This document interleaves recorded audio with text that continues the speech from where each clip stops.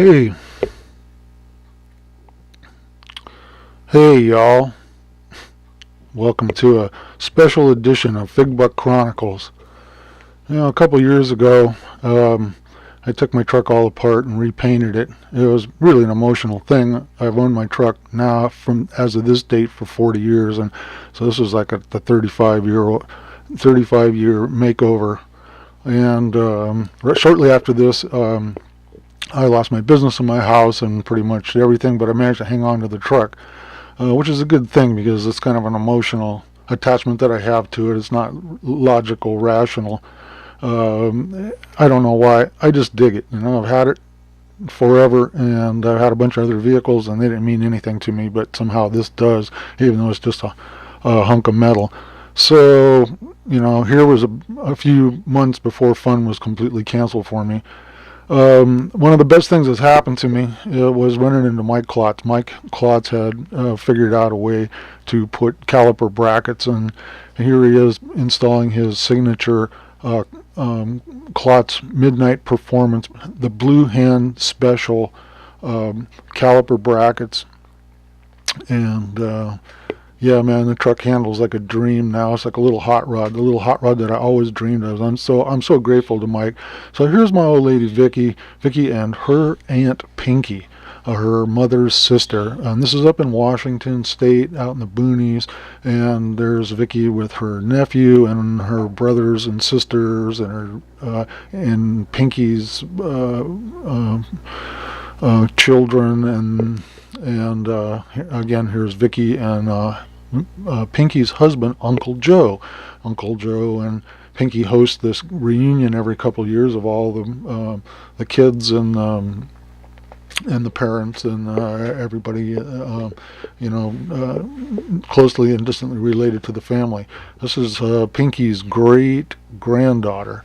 I don't have a family. I never had much of a family growing up, so it's a trip to have been. It's a trip to be accepted into this family and an extended family. So this is like the second, my wife's generation, second generation, and here's all the kids and the cousins and everybody all together. This is Uncle Joe's Plymouth. There's a 37 Plymouth that he restored. Man, is it a cool car, and he did a great job on it. And this is like some real, old school backyard garage restoration. Just really did a fantastic job. Joe worked on nuclear submarines as an engineer and architect, I believe. I don't know, but he has a lot of math and engineering understanding, and I'm sure that helped towards his skill in restoration and fabrication and stuff. So in this garage that is separate from the house, it's a, 5-6 car garage. He's got some other vehicles. He's got a couple of caddies, which he admits he's never going to get to in his lifetime. Realistically, and there's a Kissel truck, like a 1920, 28 Kissel truck. Here's an old caddy that's out by the outhouse, and it just didn't even make it into the garage, and it's rotting away. I thought, when I first saw it, I thought, oh, bummer, but it is what it is. It's way cool. It's all covered with lichen, and that little shack in the back is a very nice 2-hole outhouse that's totally functional for outdoor events and stuff on the property.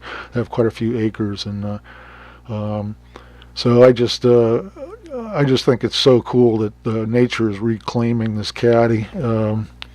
I can't get enough of taking pictures of it, we're all rotting away, kind of. Entropy is or something. Infinity is. So, yeah, so they have this big knockdown, drag-out reunion. All these people come, and they have lots of food. Everyone makes food and brings food, and here we are playing games. Uncle Joe has gigantic croquet out, and this is a lawn out behind the house. They cut a bunch of trees and milled them and built a beautiful house. I don't think I have any pictures of the house. And here I went, I don't think I scored. Anyway, big time fun. This is a very cool bandsaw that Uncle Joe got and completely restored. He had to make a new lower wheel for it, and he used it to resaw a bunch of the timbers that went into the timber framing open construction to the house. It's not a real ostentatious house. It's just is big enough to be very comfortable, small enough to be easy to clean, and it's got everything you could want. And it's a little 2-story house, and modern, comfortable, and rustic. Really, so anyway, here's the garage way down there. Look at that TR 4A that he bought new. He's had forever, and a couple caddies in the Kissel way down there. And then there's a rear end, spare rear end for the Kissel truck, I believe.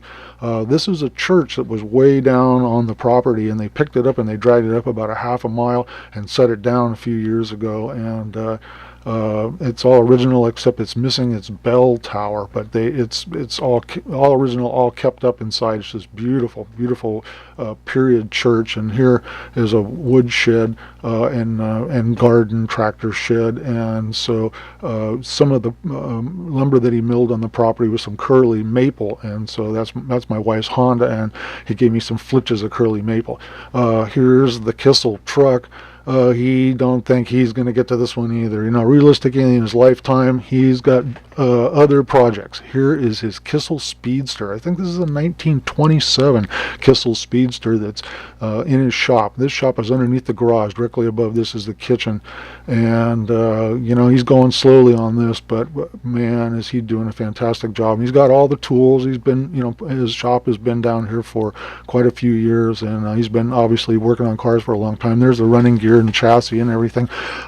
This is the second year that we went up there, and so holy smoke, these pictures were from 4 years later, the first pictures are 4 years ago. Here he is showing me a battery compartment. There's not much space in this little coupe, little runabout. And he has to solve all kinds of problems. It's a wood frame, and so he has complete carpentry capabilities, and planers and joiners and what have you, from building the house down in the shop down there. And he's got all the metalworking tools and joining tools and what have you. And as you can see, nice little English wheel, and there's a nice little mill that he's had for a while, and a lathe, that he's had for a while, and he's got as you can see, all kinds of hand tools, all kinds of tooling for his machinery that he's been doing this for a long time. And here he is showing a very trick hinge that articulates and swings in a couple different directions so that the boot lid will click up and then has a detent and you can click it down.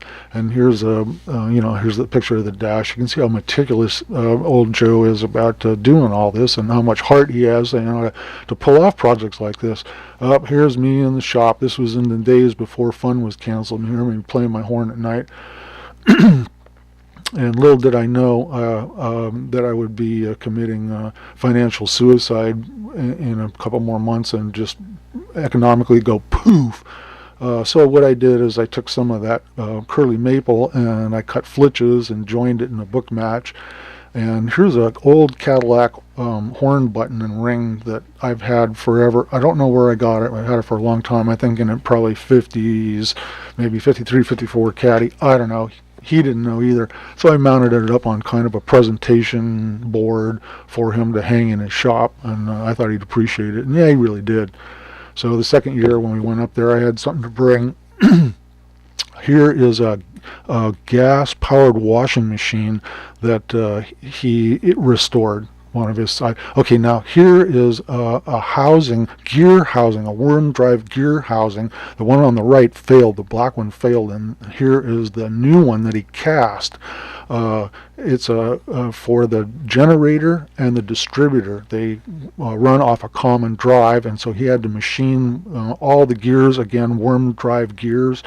There it is. It runs the distributor sits in that hole there on top, and it runs the shaft runs both the generator at a 45 degree. Very cool. Here he is trying to come up with pitches for the worm drive. And here is like a feed unit that he Mickey Moused or jerry rigged so that he could cut some gears or something, so he could get just, look at that, man, look at that big old hand. What a trip. And so this is Vicky's oldest brother. He was a detective, investigator, policeman for 30 years in Idaho, and he doesn't know anything about cars. He's looking at this stuff just going, wow, man. And I'm the same way. Joe's going, well, and then I did this, and then I did this, and then I had these problems, and I solved them like this. I'm going, wow, Joe, you got some real desire here. So I honestly thought this thing would be done, but he got, sidetracked casting parts for the generator distributor housing, and and they ate a ton of time. But he has some buddies that do restoration, and they helped him out on doing the casting, and so I bet he spent some quality buddy time, hanging out with his friends. And it's not in the getting it all done, it's in the process of doing it, on some level, right? That's why we do this crazy stuff. Here he is trying to figure out how to cut some gear, and here are positive and negative molds that he made of the housing. The housing was made out of like a pot metal, and it just didn't really retain its shape under horsepower, but these brass ones are way stronger and really, really nice. There's the gas-powered washing machine that he's restoring. And, and he has a big chunk of property. There's some more worm drive shots of the worm drive gears. Some of them worked great, some of them didn't work at all. So, but, he has spare parts, and here is a distributor they got from a 1920... what does it say? 1923 Massey Ferguson tractor. So he's got a couple of those. I think a 23 and a 25.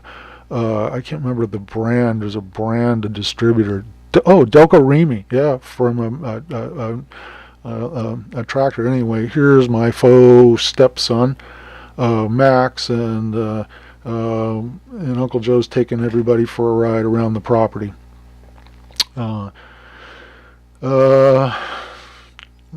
There's a shot of the kitchen that's behind the church. Beautiful old wood-fired cook stoves, two of them, and plenty of antique dishes and cutlery, and enough to feed an army of people, inside or outside. Great big barbecue pits and tables and picnic tables and what have you, and stuff by the garden out and back. And then they have a bunch of tables that knock down, and they can set up and have full knockdown, drag out, sit down dinners in the church, or have them out in the grassy field out there outside if it's nice. So the old caddy, here's pictures of it with lichen on it, and after 2 years, the second trip, now it's all getting covered with ivy. And there it is. Here, we're all kind of rotting away, huh, Mike? It's about the best we can do, is just get up every day and slog through it, because it's happening. and not much we can do to stop it, just keep slugging away, So there, yeah, great shot. Entropy creeps. So, fans of Fig Buck Chronicles, thanks for watching. Adios, amigos. Thanks, Mike.